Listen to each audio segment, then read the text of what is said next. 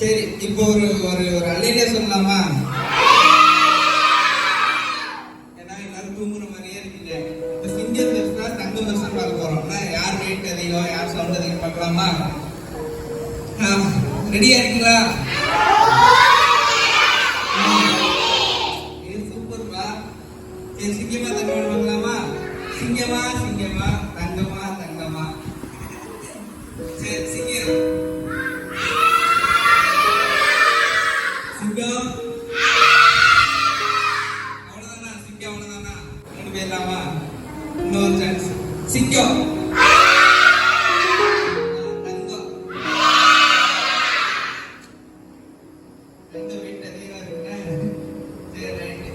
தூரமாய் இருக்கிறார், நீதிமான்களின் ஜபத்தையோ கேட்கிறார். நீதிமொழிகள் 15:29. நான் உன்னை பெரிய ஜாதியாக்கி உன்னை ஆசீர்வதித்து உன் பெயரை பெருமைப்படுத்துவேன். நீ ஆசீர்வாதமாய் இருப்பாய். ஆதியாகமம் 12:2. கர்த்தாவே, உமது வசனம் என்றென்றைக்கும் வானங்களில் நிலைத்திருக்கிறது. சங்கீதம் 119:89.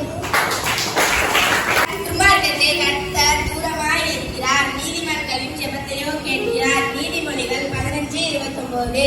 நான் உன்னை பெரிய ஜாதியாக்கி உன்னை ஆசீர்வதித்து உன் பெயரை பெருமைப்படுத்துவேன். நீ ஆசீர்வாதமாய் இருப்பாய்.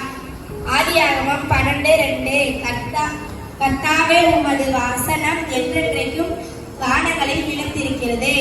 சங்கீதம் 119:89. சொல்றதுக்கு முன்னாடி ஒரு கைதை கொடுத்துடலாமா?